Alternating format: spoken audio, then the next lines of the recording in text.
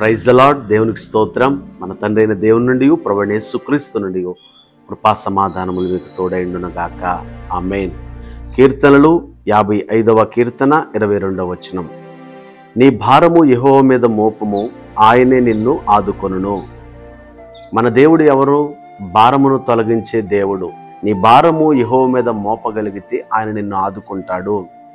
వాస్తవంగా ఆలోచన చేస్తే ఈ లోకములో ఏదో ఒక భారం, ఏమండి, కొందరికి అప్పుల భారం అండి. చాలా భారం కదండి దేవుని బిడ్డలారా. ఈ లోకములో అప్పుల భారం అనేది చాలా పెద్ద సమస్యగా కనిపిస్తుంది. అప్పులు తాళలేక ఆత్మహత్యలు చేసుకొని చనిపోతున్న వారు కూడా ఉన్నారండి. ఇలా మనం ఆలోచన చేస్తే మనిషికి ఒక భారము, ఆ భారం వారిని ఎంతవరకు తీసుకెళ్తుందంటే వారి జీవితాన్ని వారే నాశనం చేసుకునేలాగా ఆ భారం వారిని బాధిస్తూ ఉందండి. అయితే ఈ ఉదయకాలసమైన దేవుని వాక్యాన్ని వింటున్న ప్రియ సహోదరుడా, ప్రియ క్రైస్తవుడా, క్రైస్తవేతరుడు అయినా సరే, ఇదిగో పరిశుద్ధాత్మ దేవుడు తన వాక్యము ద్వారా నీతో మాట్లాడుతున్నారు. మీరే కులానికి, ఏ మతానికి, ఏ జాతికి, ఏ వర్ణానికి, ఏ వర్గానికి చెందిన వారైనప్పటికీ ప్రియ సహోదరుడా, ప్రియ సహోదరి, నీ భారాన్ని దేవుని మీద మోపగలిగితే ఆయన నిన్ను ఆదుకుంటాడండి. ఆయన ఆదుకునే దేవుడు, ఆయన భద్రపరిచే దేవుడు, ఆయన కాపాడే దేవుడు.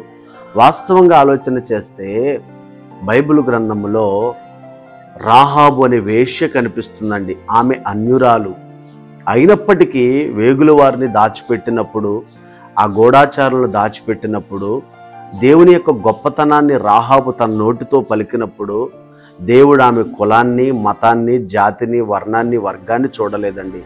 ఆమె ఎప్పుడైతే ఆ యొక్క గూఢాచారులకు, వేగుల వారికి విధేయత చూపిందో ఆమె రక్షించబడింది. క్రైస్తవ్యం అనేది కులము కాదు, క్రైస్తవ్యం అనేది మతము కాదు, క్రైస్తవ్యం అనేది దేవుణ్ణి చూపించే చక్కటి మార్గం అండి. కాబట్టి వాక్యాన్ని వింటున్న ప్రియ సహోదరి, సహోదరుడా, నువ్వే భారముతో నింపబడి ఉన్నా నీ గుండెలో ఉన్న భారాన్ని ఆయన తొలగించగలిగిన దేవుడు అనే సత్యాన్ని మర్చిపోకూడదండి. కాబట్టి ఎవరు ఏ భారముతో ఉన్నా మీ భారాలు దేవుని మీద వేయండి. మీ భారములు ఆయన తొలగిస్తాడు. ఎందుకంటే ఆయన మన కోసము, ఇంకా చెప్పాలంటే మనల్ని పరలోక రాజ్యానికి నడిపించడానికి ఆయన భారమైన సిలువను మోసాడు కదండి. నేను అప్పుల్లో ఉన్నాను, అనారోగ్యంలో ఉన్నాను, చాలా నష్టాల్లో ఉన్నాను, నమ్ముకున్న వారు నన్ను మోసం చేశారు, ఇలా ఎన్ని రకాలుగా నువ్వు చెప్తూ ఉన్నా, నీ సమస్య నుండి, నీ భారము నుండి, నీ పరిస్థితులన్నిటి నుండి నీకు ఆయన విడుదల కలిగించే దేవుడు అనే సత్యాన్ని మర్చిపోక విశ్వాసముతో దేవుణ్ణి నమ్మండి, దేవునికి ప్రార్థించండి, దేవుని వాక్యానుసారంగా నడవండి. ఖచ్చితంగా మీ జీవితాల్లో మీరు అద్భుతాలు చూస్తారు. అట్టి కృపను దేవుడు మీకు అనుగ్రహించునుగాక. ఆమేన్. మీ కొరకు ప్రార్థన చేస్తానండి. పరిశుద్ధుడా, ప్రేమ కలిగిన మా తండ్రి, దయగలిగిన మా యేసయ్య, కరుణా సంపన్నుడా, కృపా సమృద్ధి కలిగిన మా తండ్రి, నీ పాదములకు వందనాలయ్యా. ప్రభువా, ఈ యొక్క ఉదయకాల సమయమున ఎవరైతే వాక్యమును విన్నారో వారిని దీవించండి నా స్వామి. నీ భారము యెహోవా మీద మోపము, ఆయనే నిన్ను ఆదుకొనును అనే మాట ద్వారా ఈరోజు మాతో మీరు మాట్లాడుతున్నారయ్యా. ఎవరు ఏ భారము చేత నింపబడి ఉన్నారో నీకు తెలుసు నాయన. వారి భారము వారికి చేదుకరంగా, వారి భారము వారి ప్రాణాలకు హానికరంగా, వారి భారము వారిని కృంగదీసే విధంగా ఉందేమో. అయినప్పటికీ ప్రతి భారాన్ని మోయగలిగిన దేవుడు నువ్వు ఉన్నావు.